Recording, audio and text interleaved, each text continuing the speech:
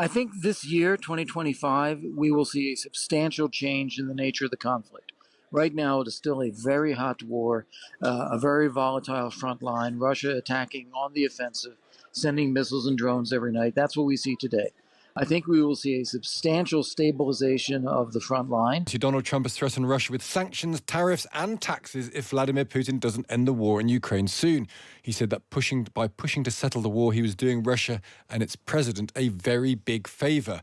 Earlier on this programme, one of Putin's most loyal MPs, Evgeny Popov, asked us to send a message to the new president. Tell Trump how much trade between Moscow and Washington is now. You know the number? I will tell you, it's about $300 million, which means nothing. He can do anything with our economy, and he knows it, and his administration knows it, because all sanctions he can introduce. He already introduced against Russia.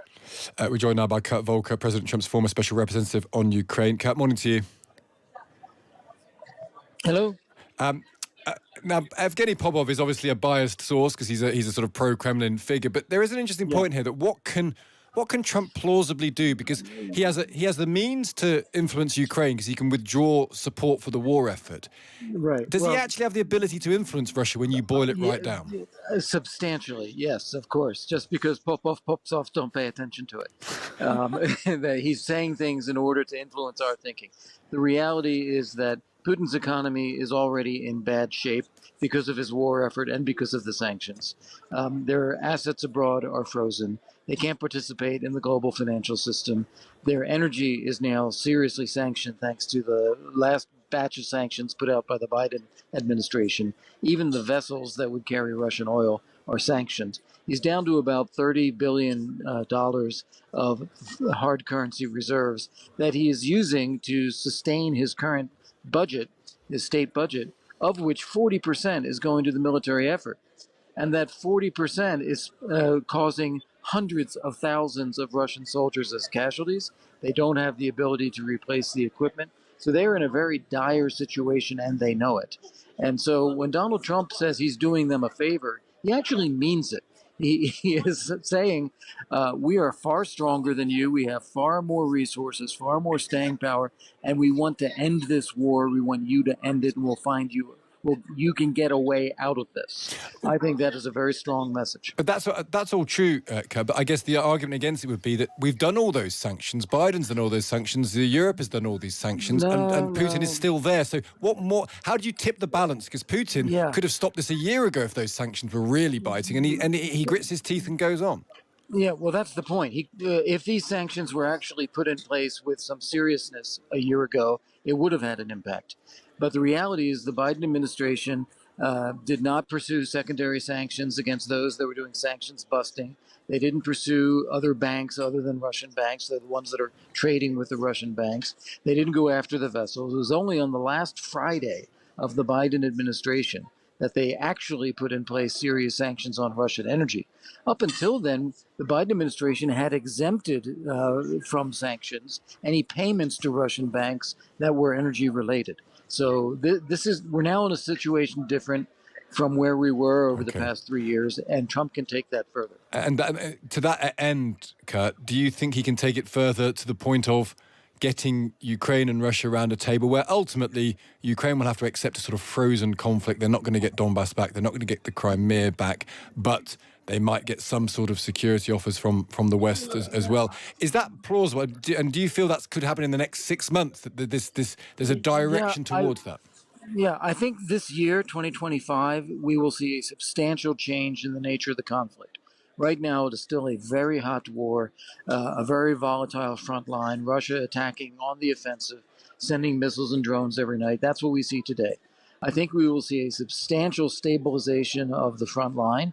We will see the end of these air raids, and we will see a long-term disagreement over Russia's occupation of Ukrainian territory, but an understanding that is not going to be solved by force. And I don't really believe there's going to be a full agreement or understanding, peace settlement with Russia. Rather, I think we can stop the war now, And I think we can deter Russia from future attacks, and we will have a long-term disagreement with Russia. Yeah, we're going to just see if it happens, but you're saying Trump is making the right noises to begin it. Kurt, good to speak to you. Thank you for joining us. Thanks so much. That's Kurt Volcker there, President Trump's former special representative on Ukraine. It all depends on whether or not the United States gives the permit. So what I'm saying is let the United States give. You've called for a ceasefire in Ukraine. If Vladimir Putin doesn't come to the table to negotiate with you, will you put additional sanctions on Russia? Sounds likely. And do you think that the war should be frozen currently along The war northern should have battle never lines? started. If you had a competent president, which you didn't, the war wouldn't have happened. The war in Ukraine would have never happened if I were president.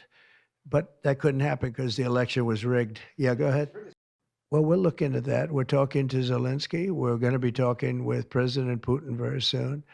And we'll see how it all happens. We're going to look at it very soon. One thing I do feel, the European Union should be paying a lot more than they're paying because under Biden, I mean, we're in there for $200 billion more. Now, it affects them more than it affects us. We have an ocean in between, right? Little thing called an ocean. The European Union should equalize. We're in there for $200 billion more than the European Union. I mean, what are we, stupid? I guess the answer is yes, because they must think so. But the European Union takes advantage of us tremendously on trade. On your phone?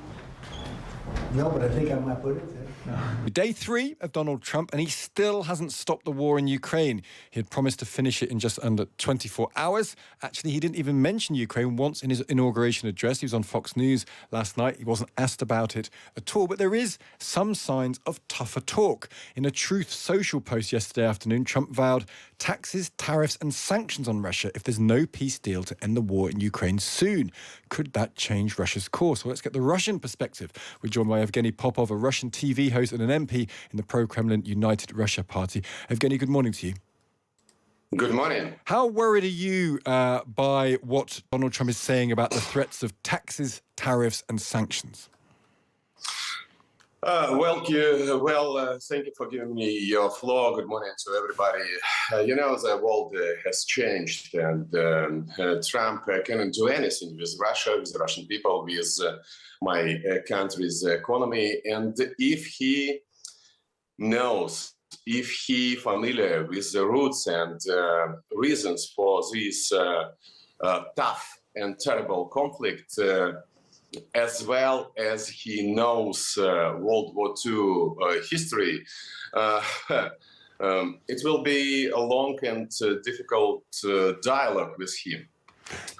Do you think actually do you feel that actually you've been sanctioned as a country? Do you feel there's anything America could do much to change your economy at the minute? That's what Trump's saying, that if you don't come to the table, he will affect your economy in a negative way. Okay. What Trump told us that he will do new sanctions on our economy, on our trade, but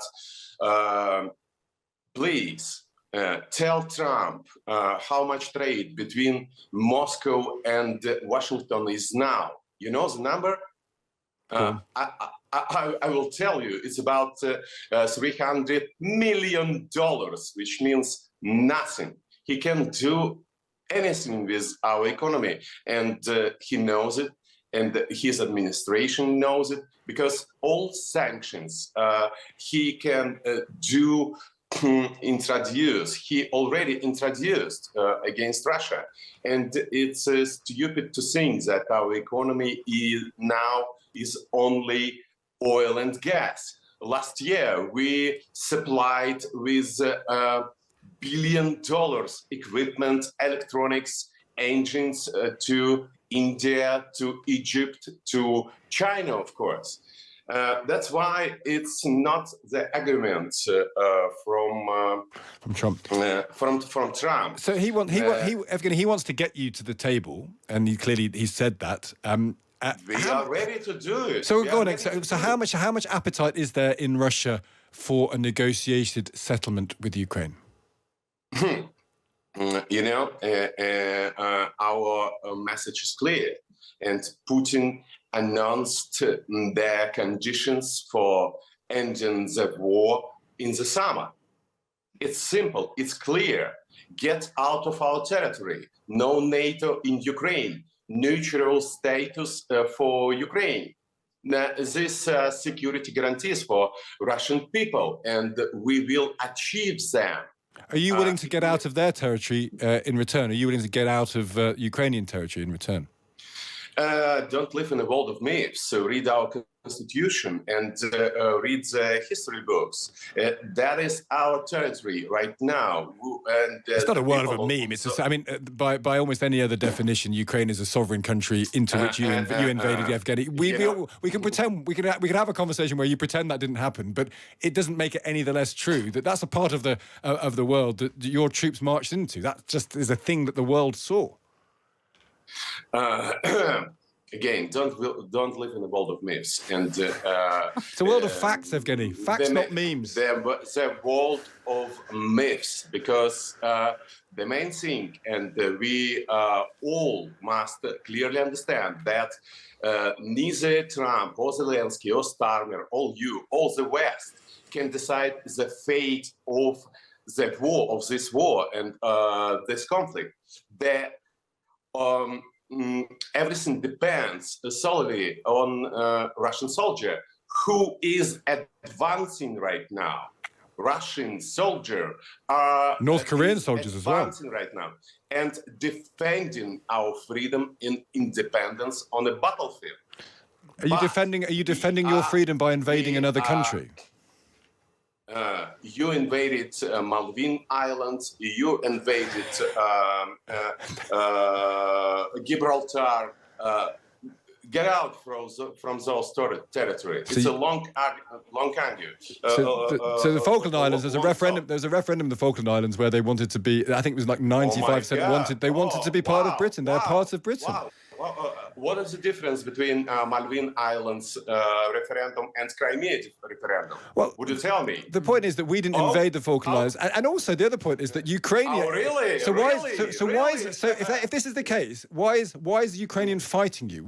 If the Ukrainians just want you to be there, why has there been a war for the last 2 years? Fighting you? Why is Argentina fighting? Well, it's not, is it?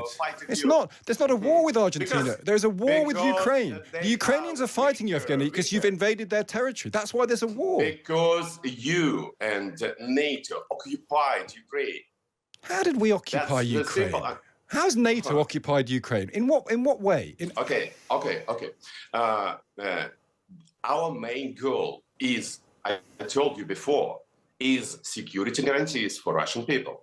Because you, the West, NATO, moved your infrastructure, military infrastructure, to our borders closer and closer,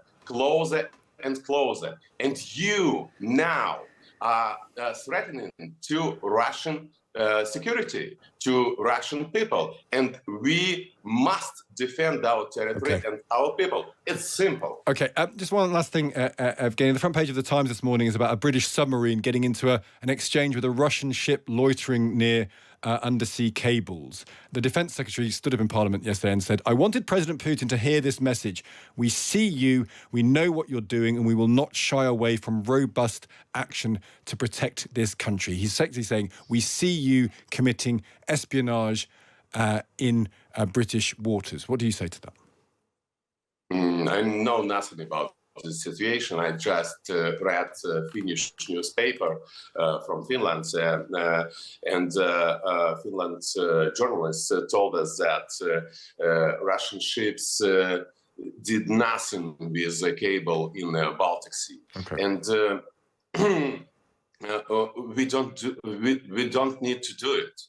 We didn't blow up our cable and gas pipe in the Baltic, and it's not our way to make business with the West. Okay, Evgeny, good to speak to you. Thank you for taking the time to talk to us. Bye. That is Evgeny Popov. He's a Russian TV host, MP in the pro-Kremlin United Russia Party. Thinks NATO is occupying Ukraine. The war is an act for Russian freedom. You've heard those arguments before.